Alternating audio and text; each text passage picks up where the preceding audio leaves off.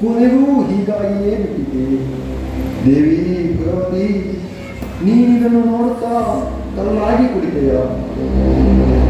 ಅಯ್ಯೋ ಮಗನೇ ಮದನ, ಏಕೆ ಮಾತನಾಡಲಾರೆ? ಪಾಪಿಯಾದ ತಂದೆಯನ್ನು ನೋಡಲಾರೆನೆಂದು ಆಗಲು ವಿಧಿಯಾಟ ಹೇಗೆ ಬೇಕಾದರೂ ಸಾಗಲು. ನನ್ನ ಮುದ್ದು ಮಗನನ್ನು ಕಳೆದುಕೊಂಡು ನಾನು ಮಾತ್ರ ಬದುಕಿರಲಾರೆ. ದೇವಿ, ಇದು ಮಗನೊಡನೆ ನಾನೂ ಬಂದೆ. ತಡೆಯಿರಿ ಮಾವ, ತಡೆಯಿರಿ. ಇದೆಂತಹ ವಿಪರೀತ! ಅಯ್ಯೋ ಪರಮಾತ್ಮ, ಇದು ನಿನಗೆ ಸಂತೋಷವೇ? ಇದೇ ನಿನ್ನ ಲೀಲೆ? ಹಾಗಿದ್ದರೆ ದೇವಿ ಜಗನ್ನಾಥೆ, ನಾನು ಹರಿಭಕ್ತರೆಂಬುದು ಸತ್ಯವಾದರೆ ನಿನ್ನೆದರಲ್ಲಿ ನಡೆದ ಈ ದುರಂತವನ್ನು ನೀನು ಸರಿಪಡಿಸಲೇಬೇಕು. ಮಡಿದಿರುವ ಇವರನ್ನು ಮರಳಿ ಬದುಕಿಸಬೇಕು. ಅಲ್ಲವಾದರೆ ಭಕ್ತರಾದ ನನ್ನನ್ನು ಬರಿ ತೆಗೆದುಕೊಂಡು ಬಿಡು. ಕೊನೆಯದಾಗಿ ನಿನ್ನನ್ನು ಪ್ರಾರ್ಥಿಸ್ತಾ ಇದ್ದೇನೆ. ಕೊನೆಯದಾಗಿ ನಿನ್ನನ್ನು ಪ್ರಾರ್ಥಿಸ್ತಾ ಇದ್ದೇನೆ.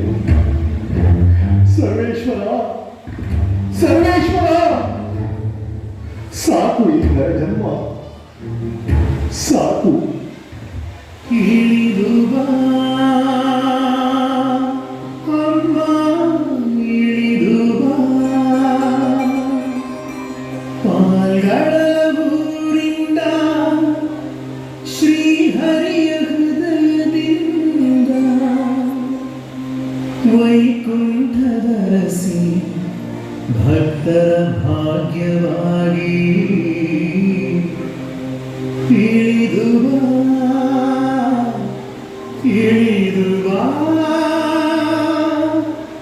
ಇಳಿದು ಬಾ. ಮಗು ಚಂದ್ರಹಾಸ, ದುಡುಕಬೇಡ. ನಿಲ್ಲಿಸುವ ಪ್ರಯತ್ನ. ದುಷ್ಟ ಬುದ್ಧಿಯ ದುರ್ಬುದ್ಧಿಯಿಂದಾಗಿ ಇವರಿಬ್ಬರು ಅಸೂಗಿದರು.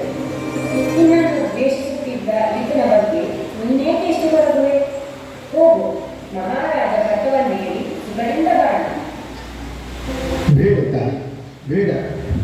ಯಾವ ಕಾರಣವೇ ಇರಲಿ, ಯಾರ ಅಪರಾಧವೇ ಇರಲಿ, ನೀನು ಕ್ಷಮೆ ತೋರಬೇಕು. ಇವರಿಬ್ಬರು ಈಗ ಜೀವಂತವಾಗಲೇಬೇಕು.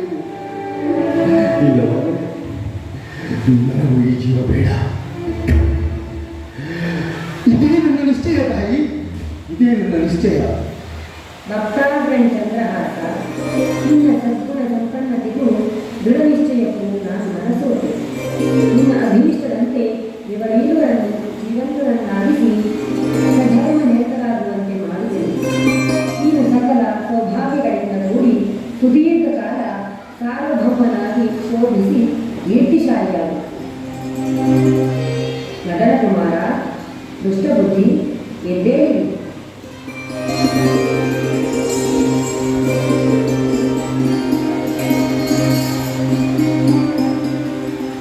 ಕಂದ ಚಂದ್ರಹಾಸ, ಎಲ್ಲವೂ ಅರ್ಥವಾಯಿತು.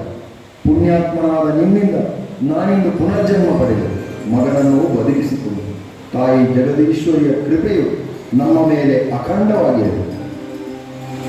ಲೋಕಕ್ಕೆಲ್ಲ ನಾತಿಯಾಗಿರುವವರಲ್ಲಿ ಕರುಣೆಗೆ ಕೊರತೆ. ಅದು ಅರಮನೆಯ ಮಂದಿಯೆಲ್ಲ ಇತ್ತ ಬರುತ್ತಿದ್ದಾರೆ. ಸರಿ, ಎಲ್ಲರೊಂದಾಗಿ ಆ ಜಗನ್ಮಾತೆಯ ಸ್ತೋತ್ರ ಮಾಡುವುದು.